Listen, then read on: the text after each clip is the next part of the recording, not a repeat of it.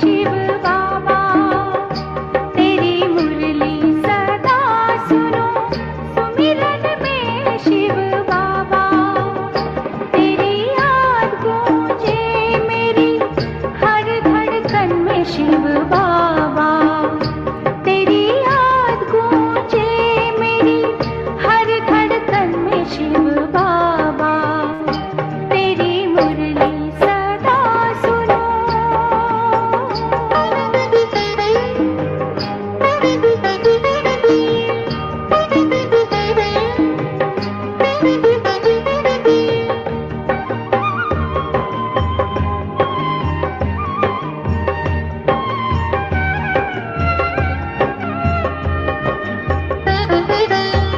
जब जब मेरा जी घबराए, घोर अंधेरा छाए,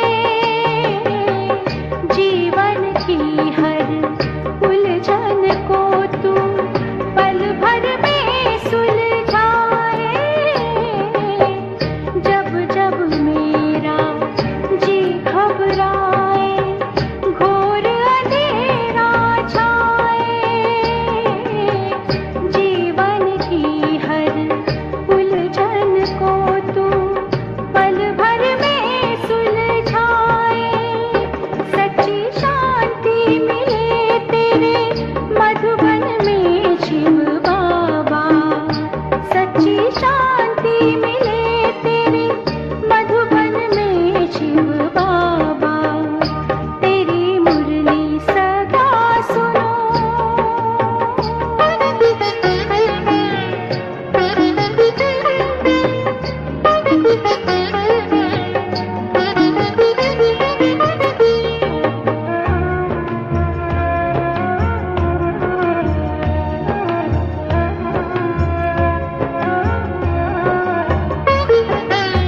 मन का पंछी मुक्त हो कैसे तूने सबको सिखाया, मानव को पवित्र रहने का तूने मर्म बताया, मन का पंछी मुक्त हो कैसे तूने सबको सिखाया,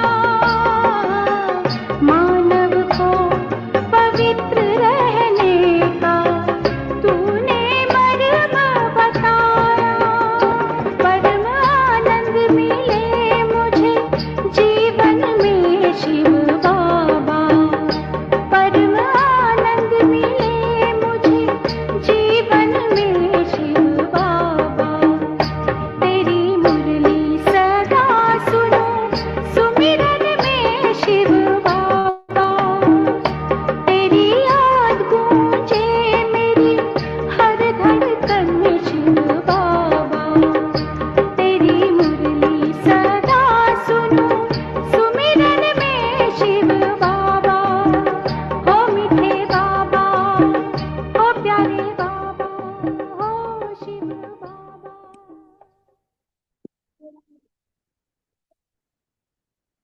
ओम शांति। महसूस कयूं मां आत्मा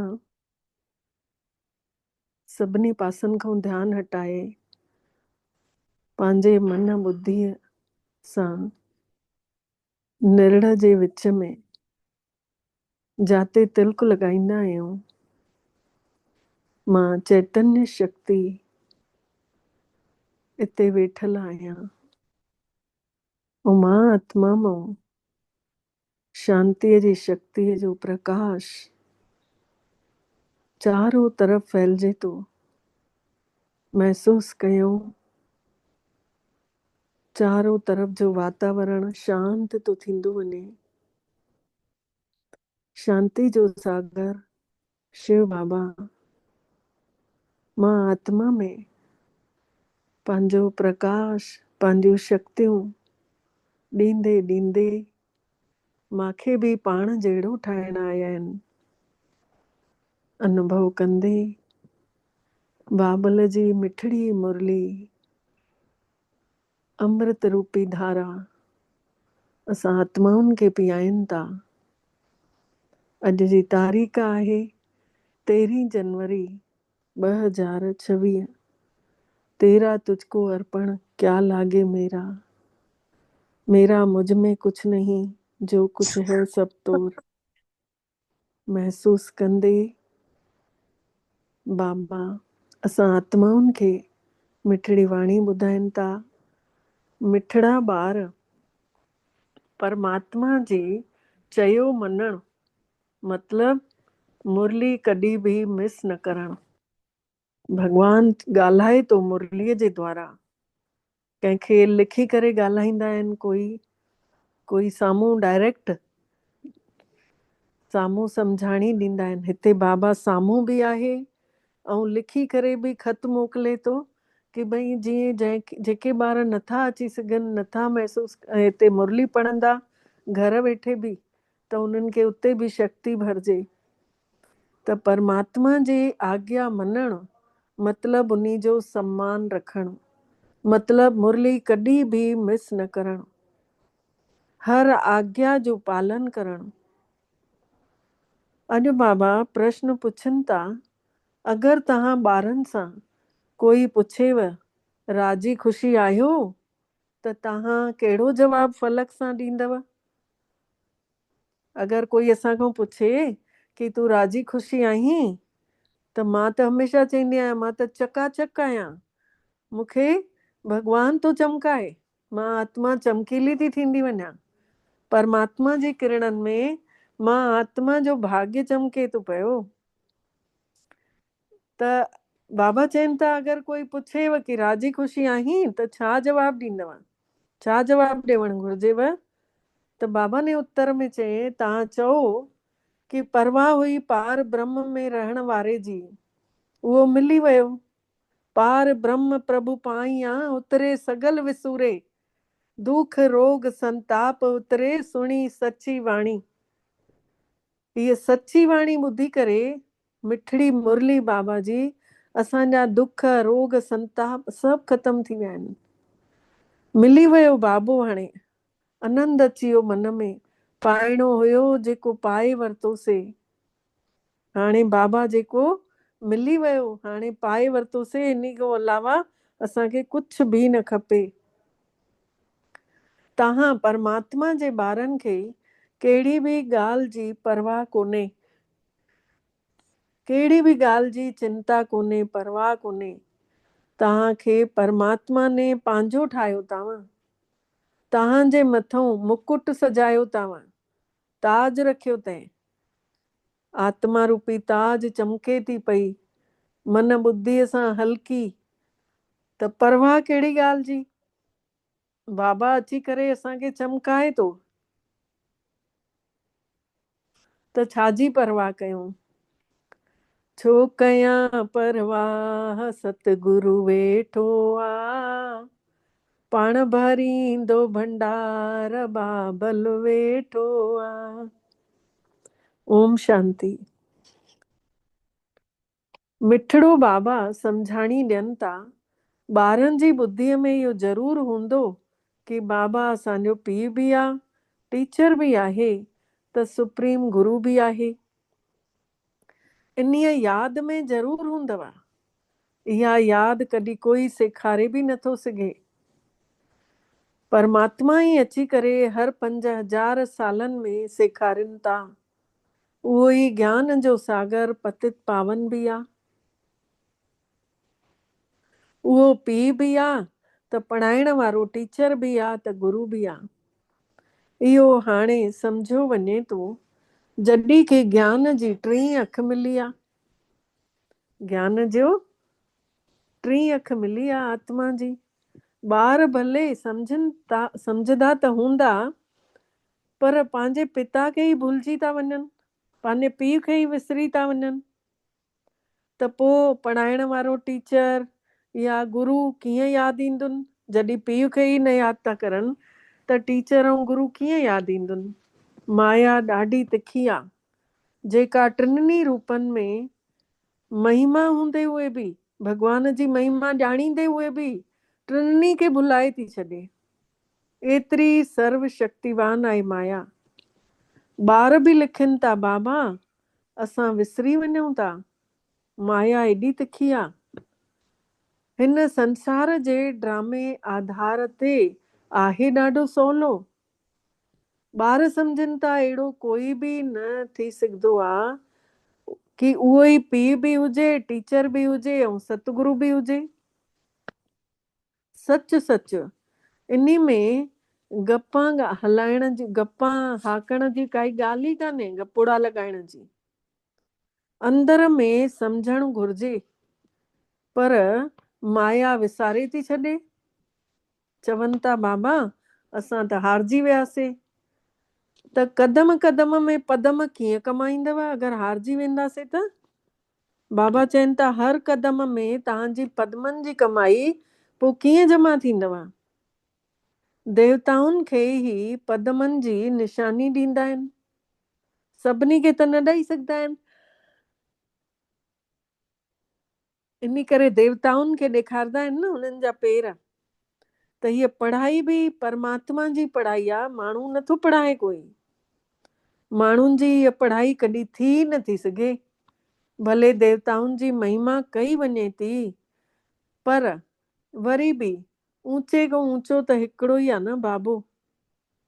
हाणे उन बाबे जी छा बड़ाई आहे? बाबा जी उन्ही जी बड़ाई छा आहे? ॾिसो दुनिया में अॼु कोई कंहिंसां हलंदो बि त काथे न काथे अंदरों ई मन मेरो रखी धोखो बि था ॾेई छॾनि। तव्हां इन महिल पुरुषार्थ करे रहिया आहियो हीअं लक्ष्मी नारायण जहिड़ो ठहण जो। ॼाणियो बि था कि हिन महिनत में घणा ई त फेल बि थी वेंदा आहिनि। हे पुरुषार्थ मतलब आत्म स्वरूप, त इन में घणा ई फेल बि था थी वञनि। पढ़नि वरी बि एतिरा ई था जेतिरा 5000 साल पहिरियों पास थिया हुया। बाबा चवनि था ओतिरा ई ॿार पढ़नि था जेके 5000 साल पहिरियों पास कयो हुयूं। सच त इहो आहे ज्ञान आहे ॾाढो सवलो, पर माया विसारे थी छॾे। माया विसारे थी छॾे। बाबा चवनि था पंहिंजो चार्ट रखो, पर ॿार लिखी नथा सघनि।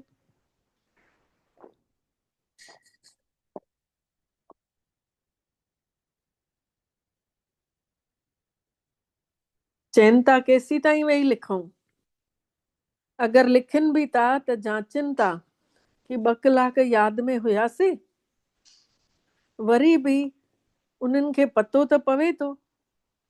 बाबा चवनि था वरी बि उन्हनि खे पतो त पए थो कि जेको परमात्मा जी आज्ञा खे पंहिंजे जीवन में आणे थो, भगवान जी श्रीमत खे पंहिंजे जीवन में आणे थो, बाबा त सम्झदा कि हिननि वीचारनि खे लॼ त ईंदी हूंदी। न त परमात्मा जी आज्ञा खे पंहिंजे जीवन में आणणु घुर्जे। पर 1-2% ई अहिड़ा ॿार आहिनि जेके मुश्किल ई चार्ट लिखंदा आहिनि। ॿारनि खे भगवान जी आज्ञा जो एतिरो सम्मान ई कोन्हे। परमात्मा जी आज्ञा उन्ही जी छा थी चए पई रोज मुरली छा थी चए, उन्ही जो सम्मान ई कोन्हे।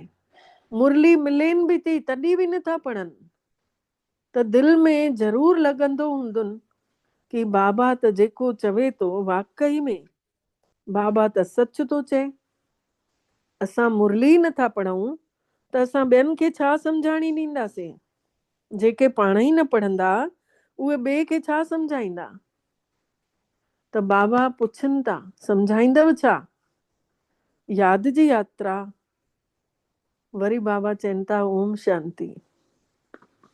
रूहानी बाबो रूहानी ॿारनि खे सम्झाणी ॾियनि था। इहो त ॿार सम्झनि था कि बरोबरि असां आत्मा आहियूं, असांखे परमात्मा पढ़ाए थो पियो। ऐं ॿियो छा चवनि था? बाबा पढ़ाइनि था त ॿियो छा था चवनि? चवनि था मूंखे यादि कयो त तव्हां स्वर्ग जा मालिक ठही वेंदव। मूंखे यादि कंदव त तव्हां स्वर्ग जा मालिक ठही वेंदव। हाणे इन्ही में बाबा बि अची वियो, पढ़ाई बि अची वई इन्ही लफ़्ज़ में, ऐं पढ़ाइण वारो बि अची वियो, ऐं सदगति दाता बि अची वियो। कहिड़े लफ़्ज़ में? कि मांखे यादि कयो त तव्हां स्वर्ग जा मालिक ठही वेंदव। इन्ही लफ़्ज़ में ॾिसो, बाबा बि अची वियो, पढ़ाई बि अची वई, ऐं दाता बि अची वियो, सदगति करण वारो, पढ़ाइण वारो बि अची वियो। थोरे अखरनि में सॼो ज्ञान थो अची वञे। तव्हां हिते अचो था हिन खे रिवाइज़ करण लाइ, हिन ज्ञान खे वरी वरी ॿीहर था पढ़ूं, केतिरा भेरा पढ़ी चुकिया आहियूं।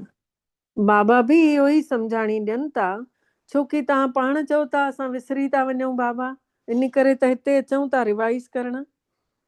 तव्हां पाण था चओ न इहा ॻाल्हि। त भले कोई हिते बि रहनि था तॾहिं बि त रिवाइज़ नथो थियनि, हिते रहनि था तॾहिं बि रिवाइज़ नथो थियनि, तक़दीर में कोन अथनि, भाग में कोन अथनि। त बाबा त महिनत कराइण आयो ई आहे, तदबीर कराइण वारो त हिकिड़ो ई परम पिता परमात्मा आहे। इन में कंहिं वटि ख़ातिरी बि नथी थी सघे, न ही स्पेशल पढ़ाई आहे। बाबा चवनि था हुन पढ़ाईअ में स्पेशल पढ़ाइण जे लाइ मास्तर खे घर में सॾु कंदा आहिनि, ट्यूशन वठंदा आहिनि, टीचर खे सॾु करे एक्स्ट्रा पढ़ंदा आहिनि। हिते त तक़दीर ठाहिण लाइ परमात्मा पढ़ाए थो, ऐं हिक हिक खे धार धार वेही करे केतिरो बाबा पढ़ाईंदो, धार धार केतिरनि खे वेही पढ़ाईंदो। केतिरा ढेर ॿार आहिनि हुन पढ़ाईअ में। कोई वॾे माण्हूअ जा ॿार हूंदा आहिनि त उन खे स्पेशल पढ़ायो वेंदो आहे न, वॾे माण्हूअ जे ॿारनि खे स्पेशल एक्स्ट्रा ट्यूशन ॾींदा आहिनि न।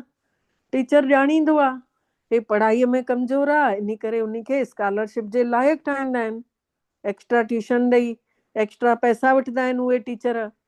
हे बाबा त ईअं नथा करनि, हिकु जहिड़ो सभिनी खे पढ़ाइनि था। इन में ॿार ॿुढा जवान सभु पढ़नि था हिक ई पढ़ाई। त उहो त थियो टीचर जो एक्स्ट्रा महिनत कराइण ॿार खे, पर हिते त एक्स्ट्रा महिनत कंहिंखे अलॻि सां परमात्मा कराए नथो। हर कोई ॿार पंहिंजे पाण पढ़े थो, पाण महिनत करे थो। एक्स्ट्रा महिनत माना ही टीचर जेको आहे कुझु कृपा करे थो, पाण आत्मा अगरि पुरुषार्थ करे थी वधीक, सम्झो उहा भॻवान जी असांजे मथां महिर आहे जो सॼो ॾींहुं आत्म स्वरूप में आहियूं, या महिनत कयूं था, ज्ञान सम्झूं था। ईअं त भले ॾिसो उहे माण्हू पैसा वठंदा आहिनि, ख़ासि टाइम ॾेई करे पढ़ाइनि था, एक्स्ट्रा जेके टीचर अचनि था, जंहिंसां ॿार बि उहे घणो पढ़ी करे होशियार बि था थी वञनि। हिते त वधीक कुझु पढ़ण जी ॻाल्हि ई कान्हे, हिन जी त ॻाल्हि ई न आहे। बाबा चवनि था हिते कुझु वधीक पढ़ण जी ॻाल्हि कोन्हे, हिकिड़ो ई महामंत्र ॾियनि था, कहिड़ो? मन मना भव। बसि यादि सां छा थींदो आहे इहो त सम्झूं ई था, परमात्मा पिता आहे पतित पावन, ऐं ॼाणियूं था उन खे यादि करण सां ई पवित्र ठहंदासीं। परमात्मा खे यादि करण सां ई पवित्र ठहंदासीं। त हाणे तव्हां ॿारनि खे ज्ञान आहे, जेतिरो यादि कंदव ओतिरो पवित्र ठहंदव, घटि यादि कंदव त घटि पवित्र ठहंदव। इहो तव्हां ॿारनि जे पुरुषार्थ जे मथां अथव, तव्हां ॿारनि जी पंहिंजी महिनत अथव। त परमात्मा पिता खे, सभिनी आत्माउनि जो पिता, बेहद जो पिता आहे, उन्ही बाबे खे यादि करण सां असां हे लक्ष्मी नारायण जहिड़ा ठहूं था, ऐं ईअं ठहिणो बि आहे। उन्हनि जी महिमा त हर कोई ॼाणे थो। चवंदा बि आहिनि न तव्हां पुण्य आत्मा आहियो, असां पाप आत्मा आहियूं। मंदिरनि में वञी ॻाईंदा आहिनि न, ढेर मंदिर ठहियल आहिनि, त उते सभु छा था करण वञनि? बाबा पुछनि था, मंदिर त ढेर ठहियल आहिनि, उते सभु छा था करण वञनि? दर्शन सां फ़ाइदो त कुझु बि कान्हे।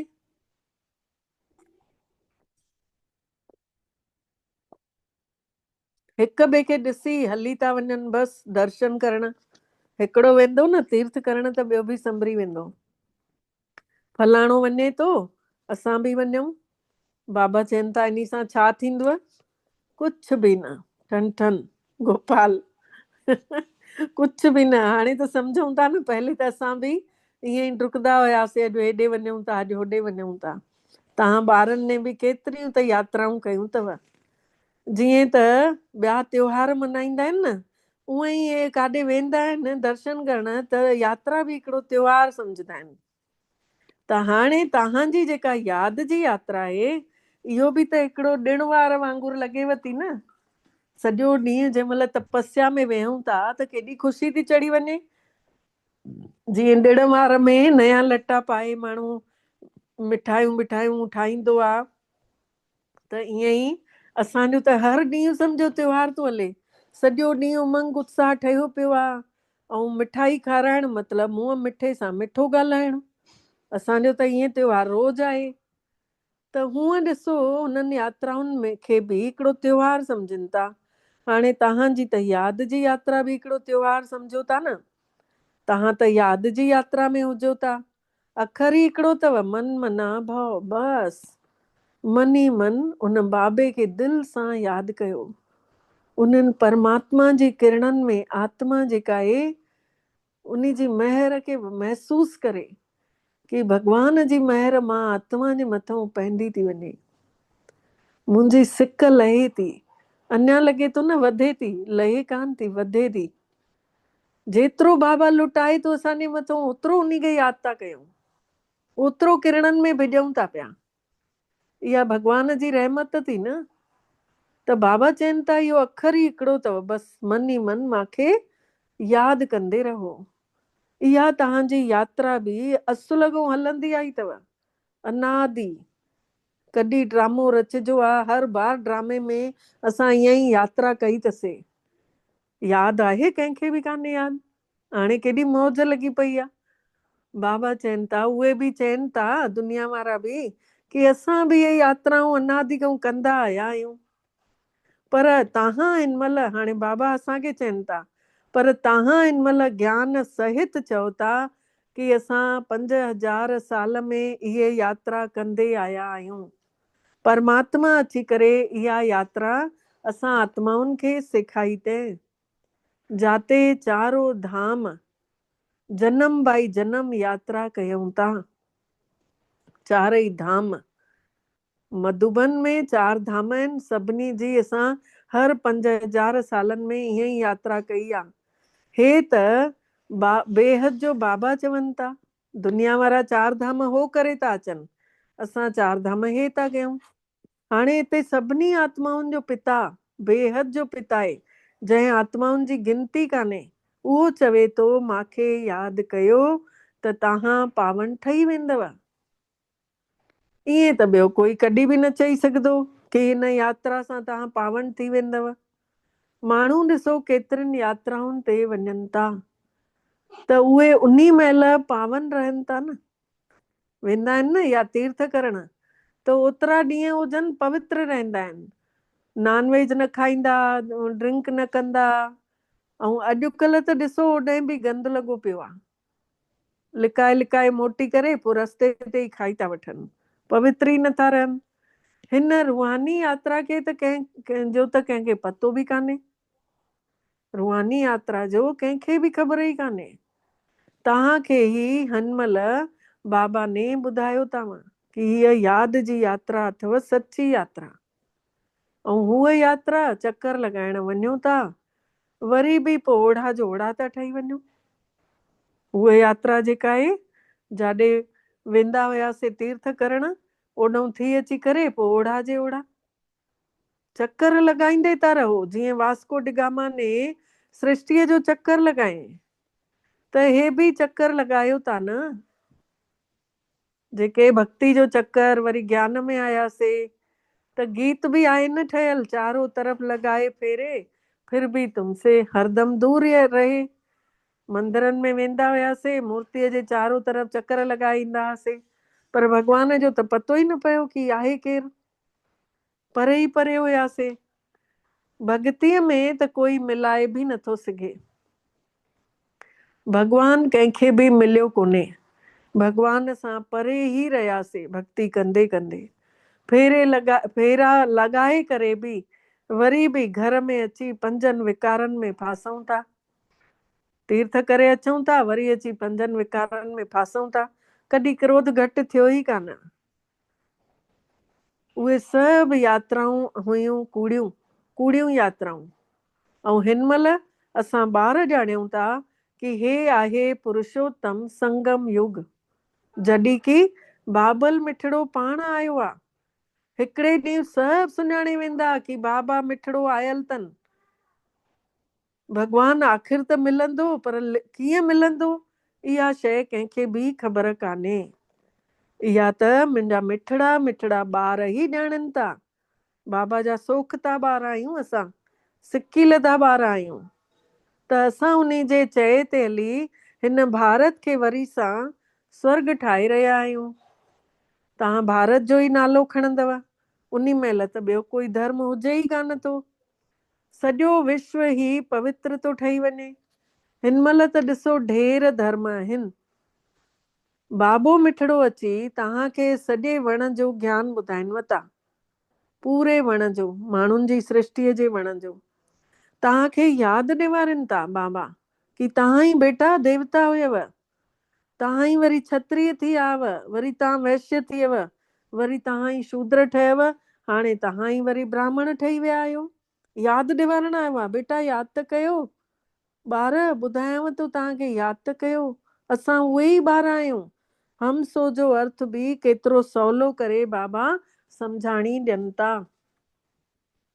ओम माने मां आत्मा, पोइ वरी असां आत्माऊं कीअं चक्कर लॻायूं था, उहो त माण्हू चई था छॾनि। असां आत्मा सो परमात्मा आहियूं, परमात्मा सो आत्मा आहियूं।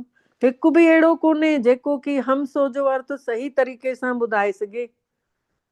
त बाबा मिठड़ा चवनि था, हे जेको मंत्र अथव न, इहो हमेशह यादि रखणु घुरिजेव।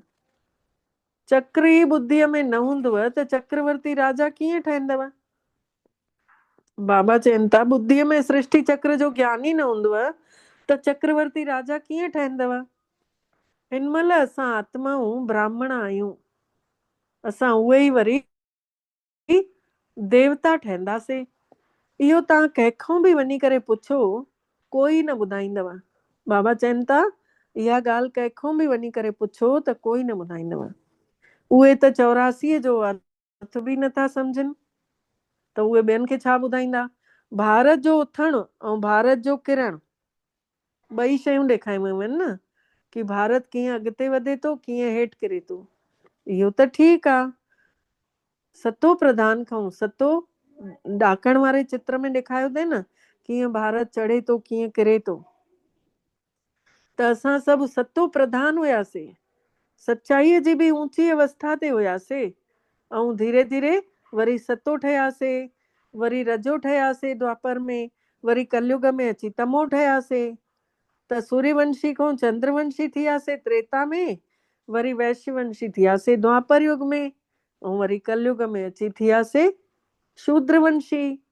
ऐं हिन महिल संगम ते आया आहियूं त ब्राह्मण वंशी।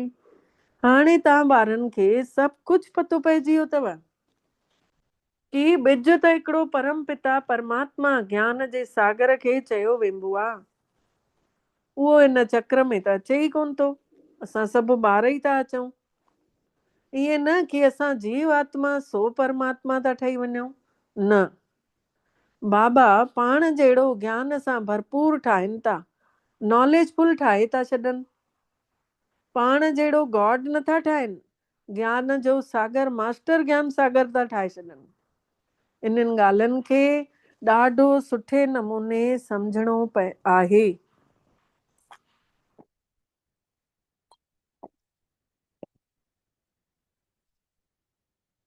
तॾहिं बुद्धीअ में चक्कर हली सघंदो आहे। इहे ॻाल्हियूं सुठे नमूने सम्झंदासीं तॾहिं बुद्धीअ में सृष्टि चक्र जो हली सघंदो आहे ज्ञान। जंहिंजो नालो स्वदर्शन चक्र रखियो अथई बाबा ने। तव्हां ॿुद्धीअ में सां सम्झी सघंदा आहियो कि असां कीअं इन 84 जे चक्र में अचूं था। इन में सभु अची थो वञे। इन में समय बि अची थो वञे, वर्ण बि अची था वञनि, वंशावली बि अची थी वञे 84 जे चक्र में।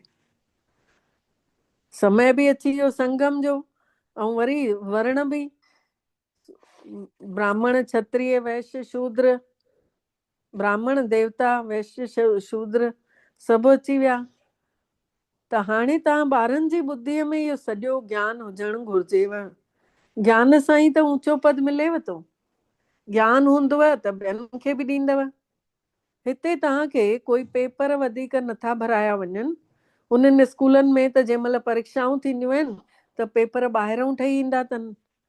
त ॿाहिरि जेके ॿार पढ़ंदा हूंदा उन्हनि खे त उते ई पेपर ॾियणो पवंदो हूंदो, उते ई रिजल्ट निकिरंदो हूंदो। उन्ही में बि कोई वॾो एजुकेशन अथॉरिटी हूंदो, जांच कंदो हूंदो त पेपरनि जी। कोई वॾो हूंदो जेको एजुकेशन जे विभाग जे मथां हूंदो त उहो सुठे नमूने पेपरनि जी जांच कंदो हूंदो। ऐं तव्हांजे पेपरनि जी जांच केरु कंदो?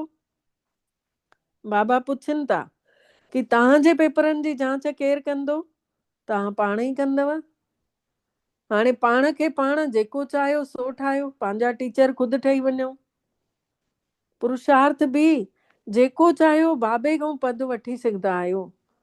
पुरुषार्थ करे प्रदर्शनी में ॿार पुछंदा आहिनि छा ठहंदासीं? बाबा छा ठहंदासीं? देवता ठहंदव, बैरिस्टर ठहंदव, छा ठहंदव? बाबा पुछनि था। जेतिरो पंहिंजे पिता खे यादि कंदव, जेतिरियूं सेवाऊं कंदव, ओतिरो फल मिलंदव।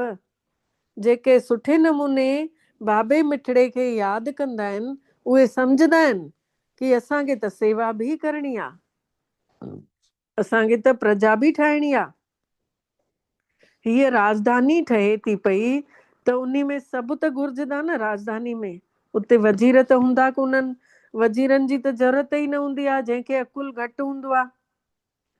तव्हांखे त उते राय सलाह वठण जी बि ज़रूरत कान पवंदव। त बाबा वटि राय वठण अचो था पिया, हिन महिल बि बाबा वटि वेंदा आहियूं। काई बि ॻाल्हि पुछणी हूंदी आहे, सभिनी ॻाल्हियुनि जी राय वठी सघंदा आहियो कि बाबा हिन पैसे जो छा कयूं, असां धंधो कीअं कयूं। त बाबा चवनि था इहे दुनियावी ॻाल्हियूं बाबे वटि न खणी अचो। बाबा खां ॿारनि पुछो हूंदुसि त इन करे बाबा चवनि था इहे दुनियावी ॻाल्हियूं मूं वटि न खणी अचो।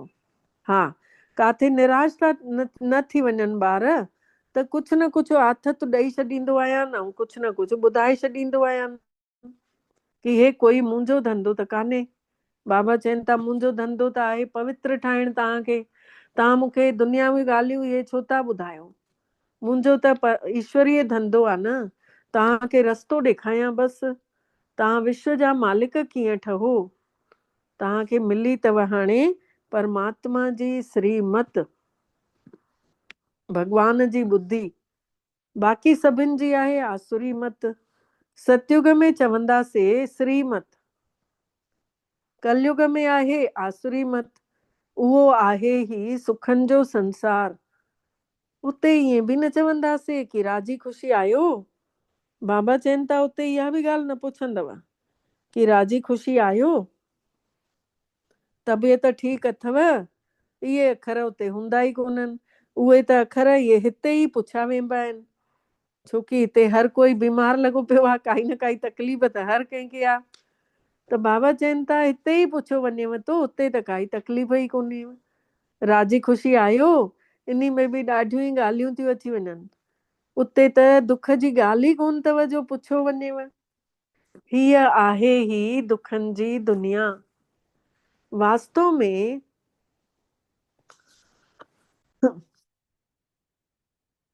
तव्हां खां कोई पुछे ई नथो सघे।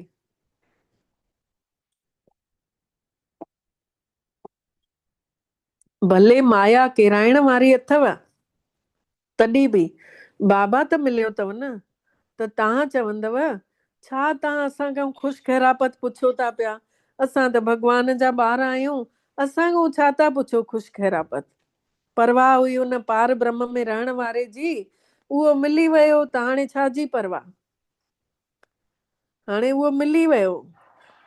आनंद भया मेरी माई सतगुरु में पाया। बस इहो हमेशह यादि करणु घुर्जे कि असां ॿार कंहिंजा आहियूं। इहो बि ॿुद्धीअ में ज्ञान आहे कि जॾहिं असां पवित्र ठही वेंदासीं त पोइ लड़ाई शुरू थी वेंदी।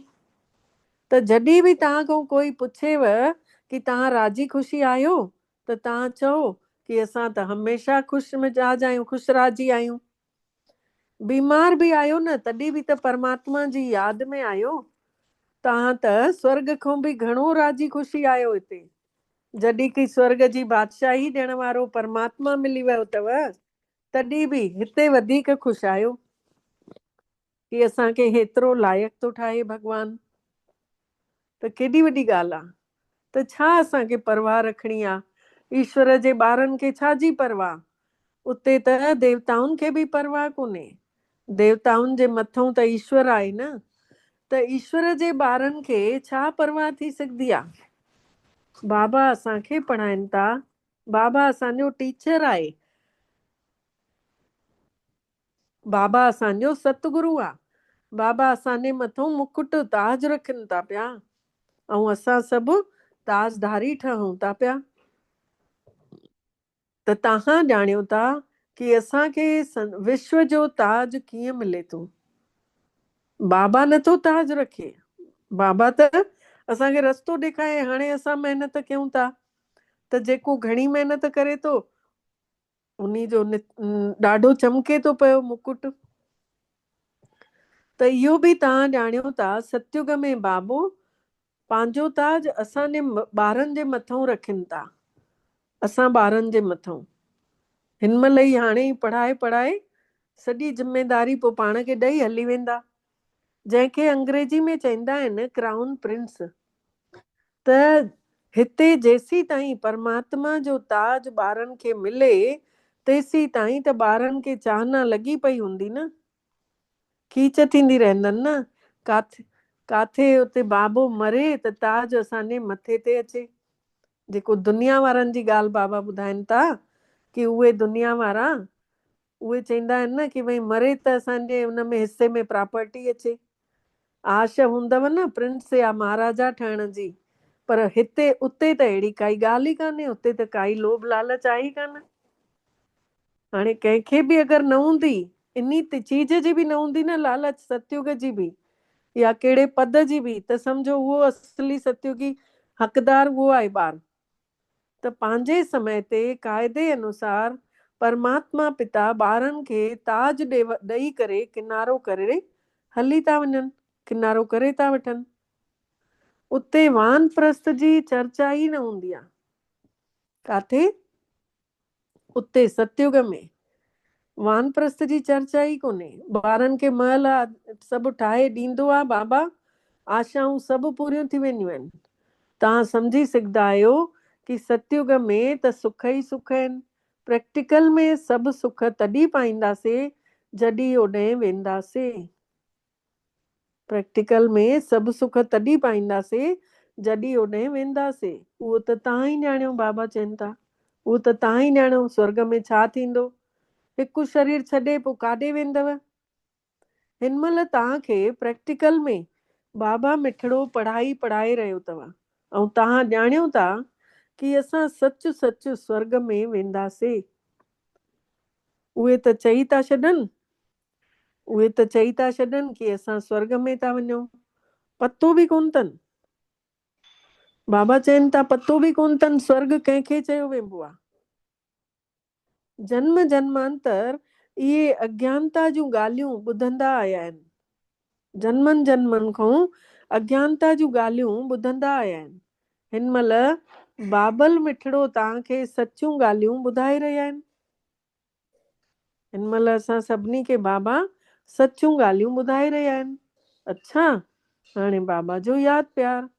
अच्छा मिठड़े मिठड़े खिलंदे ॿारनि प्रति माउ पीउ जो यादि प्यार ऐं गुड मॉर्निंग। रूहानी बाबल जी रूहानी ॿारनि खे नमस्ते। ऐं असां रूहानी ॿारनि जी बि रूहानी बाबल मिठड़े खे दिल जो यादि प्यार गुड मॉर्निंग ऐं नमस्ते बाबा नमस्ते। शुक्राना बाबल तव्हांजा बारंबार दिल सां शुक्राना जे तव्हां असांखे पंहिंजो ठाहियो। सार आहे, पहिरियों पॉइंट आहे, हमेशह राजी ख़ुशी रहण जे लाइ परमात्मा जी यादि में रहणो आहे, शिव बाबा जी यादि में रहणो आहे। पढ़ाईअ सां पंहिंजे मथां पाण राजाईअ जो ताज रखणो आहे।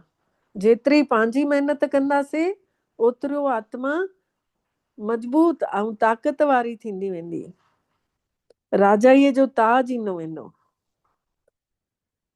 ॿियो पॉइंट आहे, श्रीमत ते भगवान जी आज्ञा ते हली करे भारत खे स्वर्ग ठाहिण जी सेवा करणी आहे। हमेशह उन्ही परमात्मा जी आज्ञा जो सम्मान ज़रूर करणो आहे, सम्मान ज़रूर रखणो आहे। भगवान चयो त इन करे असांखे मञणो ई मञणो आहे। परमात्मा जी आज्ञा छो न मञींदासीं? अॼु इंसाननि जे चयो मञूं था न।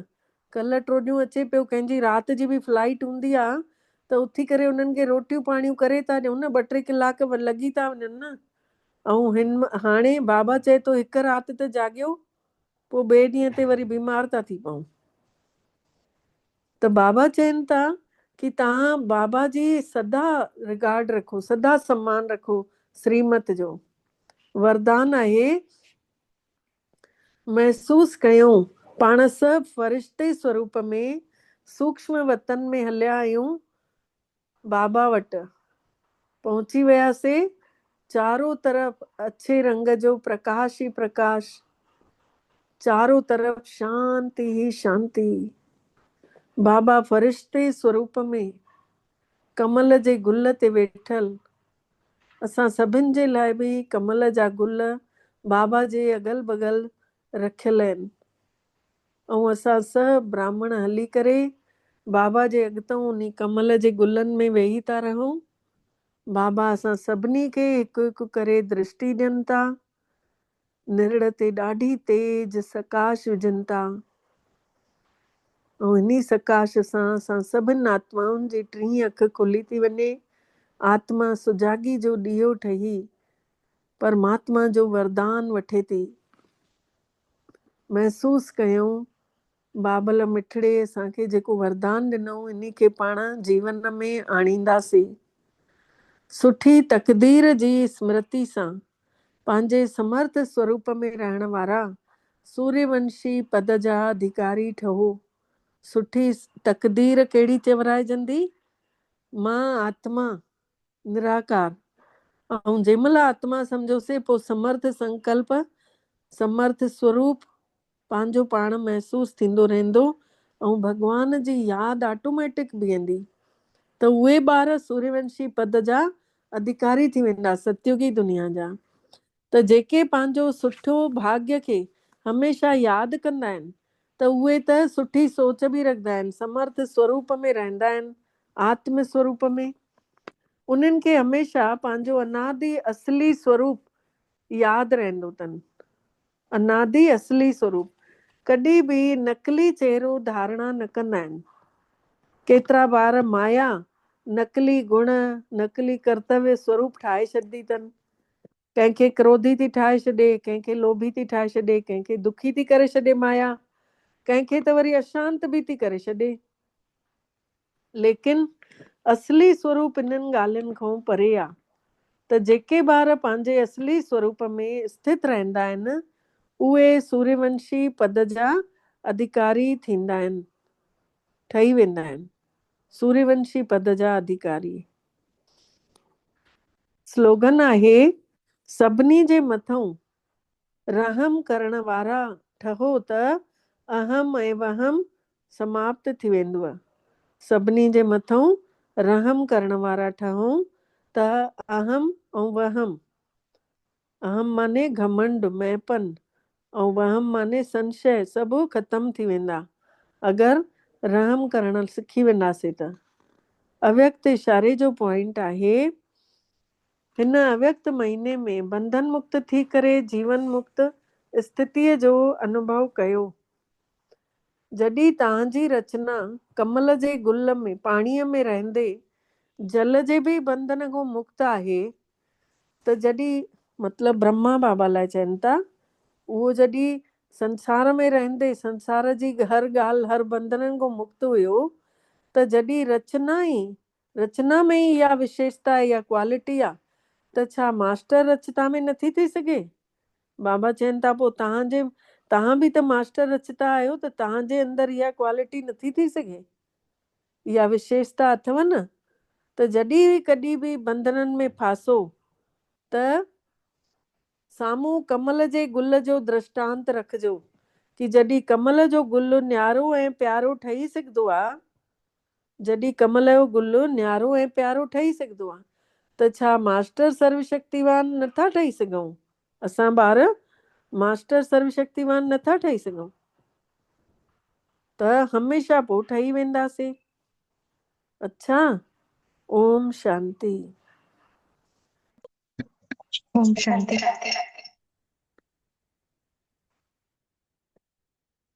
महसूस कयो मां आत्मा आहियां, परम पिता परमात्मा जी मिठड़ी ॿार,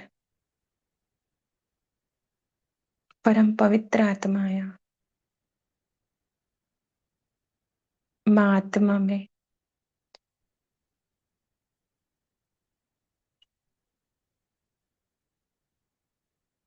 कट चढ़ी वई हुई, ॾिसो मिठड़ो बाबल मिलियो, धीरे धीरे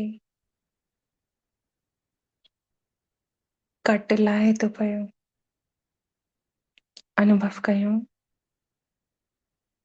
मां आत्मा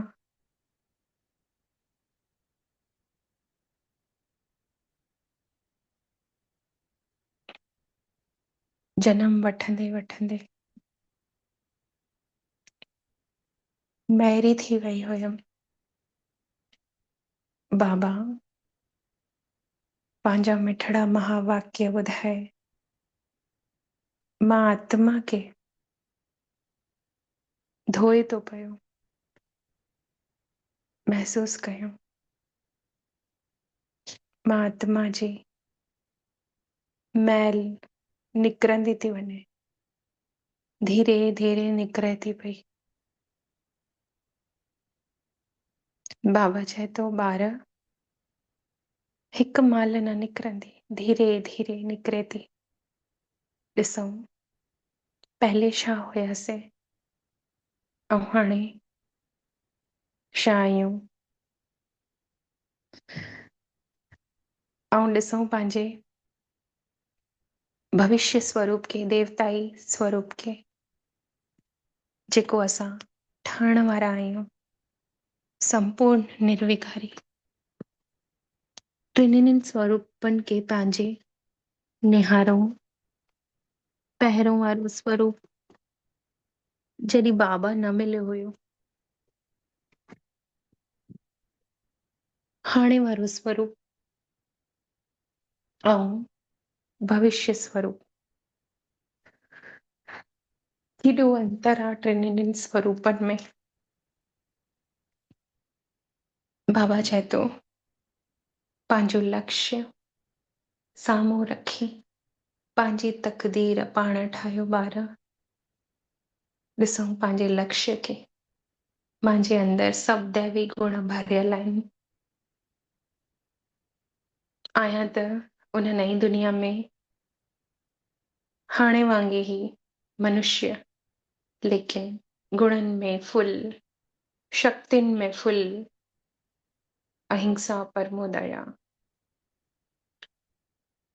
संपूर्ण निर्विकारी स्वरूप, चमकीलो, आकर्षित, जो अॼु ॾींहं ताईं भक्त आत्माउनि खे आकर्षित करे थो। अहिड़ो मां आत्मा खे बाबा धीरे धीरे ठाहिनि था।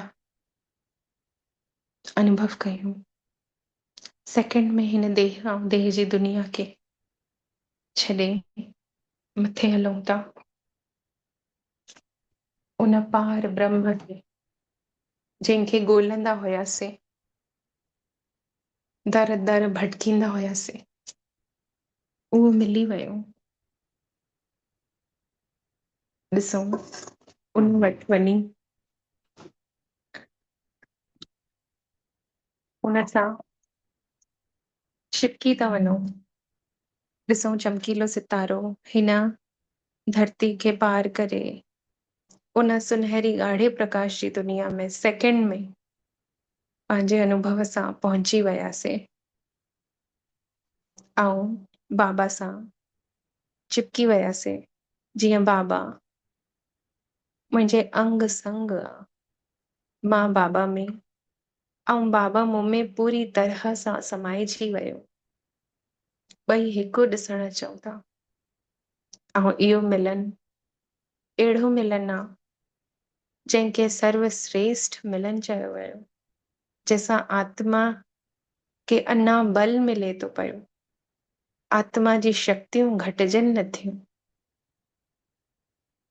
स्मृति ॾिवराऊं पंहिंजे पाण खे इहो मिलन हर मिलन खां सर्वश्रेष्ठ। ऐं ॾिसूं उन दलाल खे जंहिंने मां आत्मा खे परमात्मा पिता सां मिलाई, पंहिंजे मिठड़े ब्रह्मा बाबा खे, उन जी बि आत्मा परम धाम में दिव्य रूप सां चमके थी सितारे वांगे। ऐं मम्मा बि पूरो सीजरो परम धाम में ॾिसण अचे थो। पहिरां शिव परमात्मा मुंहिंजो मिठड़ो बाबल, पोइ ब्रह्मा बाबा ऐं मम्मा जी आत्मा, पोइ 8 रत्न दादियूं, ऐं पोइ उन्हनि में उन्हनि खां हेठि 108 रत्ननि में पंहिंजी सीट फिक्स करण में मां आत्मा पुरुषार्थ थी कयां। पंहिंजी चार्ट रखी करे पंहिंजे पाण खे चेक कयूं, छा मुंहिंजो पुरुषार्थ एतिरो आहे जो मां 108 रत्ननि में पंहिंजी जॻह ठाहे सघां। ऐं कोई कमी आहिनि, कमजोरियूं आहिनि, त उन्हनि खे लिखी करे बाबा खे अॼु असां आत्माऊं ॾींदासीं कि बाबा इहे कमियूं आहिनि जो मूंखे 108 रत्ननि में न अचण थी ॾियनि, त बाबा उन्हनि खे कढण में असांजी मदद कंदा। सूक्ष्म में ॾिसूं, बाबा खे हाणे परम धाम में हाणे ई ॿुधायूंसि था कि बाबा इहे संस्कार जेके मुंहिंजा असुल आहिनि कोन, जेके मुंहिंजे अंदरि या त पूर्व जन्मनि जा आहिनि, या त गर्भ जा आहिनि, या त संग जा संस्कार आहिनि, या मात पिता जा, हर संस्कार खां श्रेष्ठ सत्योगी आदि संस्कार ऐं उन खां बि श्रेष्ठ परम धाम में अनादि संस्कार मुंहिंजो मां आत्मा जो आहे। स्मृति ॾिवरायूं पंहिंजे पाण खे उन संस्कारनि जी जेके मूंखे आदि ऐं अनादि स्वरूप में बाबल ने गिफ्ट ॾिना हुई, ऐं उन संस्कारनि खे महसूस कयूं। इहे मां आत्मा जा असुल संस्कार आहिनि जंहिंखे मां विसरी अनेक प्रकारनि जा संस्कार धारण करे वरिता हुया। अनुभव कयूं हाणे धीरे धीरे उहे संस्कार जेके मुंहिंजा न हुया उहे निकिरंदा था वञनि। परम धाम में ॾिसूं जीअं नेगेटिविटी हिकु कारे धुएं वांगुरु निकिरंदी आहे, वैसे ई इहे संस्कार कारे धुएं वांगुरु मां आत्मा मां निकिरनि था। ऐं उन चमकीले सितारे मां जीअं उहो मेरा संस्कार निकिरनि था, मुंहिंजा मां आत्मा जा जेके असुल दैवी ऐं निराकार स्वरूप वारा संस्कार हुया, सतोगुणी संस्कार जंहिंखे चईंदासीं, उहे निकिरी विया ऐं मां आत्मा सतोगुणी थी थी वञा। मुंहिंजे अंदर सत ई गुण फुल थी विया आहिनि, जंहिंखे मां ॿाहिरि ॻोल्हंदी हुयमि। प्रेम, शांति, आनंद, सुख, ज्ञान, शक्ति, पवित्रता, उहो त मुंहिंजे अंदरां निकिरी विया। मिठड़े बाबल जी किरणनि में एतिरी पावर आहे जो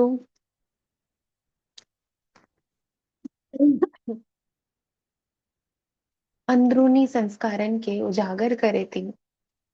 ॾिसूं जेतिरी देर मां आत्मा परम धाम में उन निराकार शिव परमात्मा जी याद में उन खां निरंतर किरणा मां आत्मा में भरां थी पई, ओतिरी देर मां आत्मा जे अंदर जेके संस्कार आहिनि उहे निखरंदा था वञनि, जेके धीरे धीरे हिकु समय अहिड़ो ईंदो जो संपूर्ण रीति सां निखरी ॿाहिरि ईंदा। जीअं सोन खे अग्नि में तपाइण सां उनजी कट पूरी लही करे अंदरां जो जेको असली सोनो आहे, चमकीलो, प्योर, निखरी ॿाहिरि ईंदो आहे, उनजी कट लही वेंदी आहे। वैसे ई मुंहिंजा संस्कार जेके मुंहिंजा कान्हनि उहे बि परमात्मा पिता जी ज्वाला स्वरूप किरणनि में ॾिसूं भस्म थियनि था। ऐं मां आत्मा पंहिंजे असुल संस्कारनि खे निखरंदे ॾिसां थी, जो हिकु समय अहिड़ो ईंदो संपूर्ण रीति सां निखरी वेंदा। ॾिसूं हाणे मां आत्मा पहले खां बि ज्यादा चमकीली थी वई आहियां ऐं पंहिंजे बोझ खे बाबा खे तुरंत ॿुधाए हल्का था थी वञो कि बाबा बस हाणे इहे संस्कार आहिनि जो मां आत्मा खे अॻिते नथा वधण ॾियनि। रोज परम धाम में अची तव्हां वटि हिन ज्वाला स्वरूप योग सां इहे संस्कार स्वाहा करणा आहिनि। ॾिसूं उन दुनियावी अग्नि में, विकारी अग्नि में सड़ी करे राख था थी वञूं ऐं हिन ज्वाला स्वरूप परमात्मा पिता जी योग बल जी अग्नि में मां आत्मा सोन वांगुरु निखरंदी थी वञा, जंहिंजो मूल्य वधंदो थो वञे, जंहिंजो मूल्य राख खां पदम गुणा मथे आहे। ॾिसूं कॾहिं राख ठही विया हुयासीं, उहो आयो आहे सचो सोन ठाहे थो पियो। मां आत्मा खे मले निखारे रखियो चईं, धीरे धीरे अञा ज्यादा निखारींदो थो वञे। ॾींहों ॾींहुं हरी हाणे अनुभव कयूं परम धाम मां बाबा का मोकिलाए हेठि लहूं था सूक्ष्म वतन में पंहिंजे लाइट जे शरीर खे ॾिसूं उन में प्रवेश कई। मां आत्मा ऐं चारो धाम जी तीर्थ यात्रा करण पहुची वियमि मधुबन जी पांडव भवन में। ॾिसूं बाबा जी